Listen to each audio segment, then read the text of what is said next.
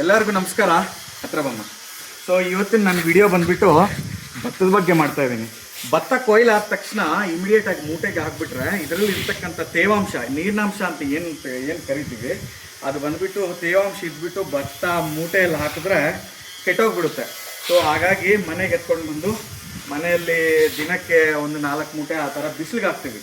ಬಿಸಿಲಿಗೆ ಹಾಕಿದ್ರೆ ಇದರಲ್ಲಿ ಇರ್ತಕ್ಕಂಥ ತೇವಾಂಶ ಹೋಗ್ಬಿಟ್ಟು ನೀಟಾಗಿ ಡ್ರೈ ಆಗಿಬಿಡುತ್ತೆ. ಡ್ರೈ ಆದ ತಕ್ಷಣ ಮತ್ತೆ ಇದನ್ನು ಮೂಟೆಗಳಿಗೆ ಹಾಕಿಬಿಟ್ಟು ಸ್ಟೋರ್ ಮಾಡಿದ್ರೆ ಸುಮಾರು ಒಂದು 2 ವರ್ಷದ ತನಕ ಇರುತ್ತೆ ಅಂತ ದೊಡ್ಡವ್ರು ಹೇಳ್ತಾರೆ.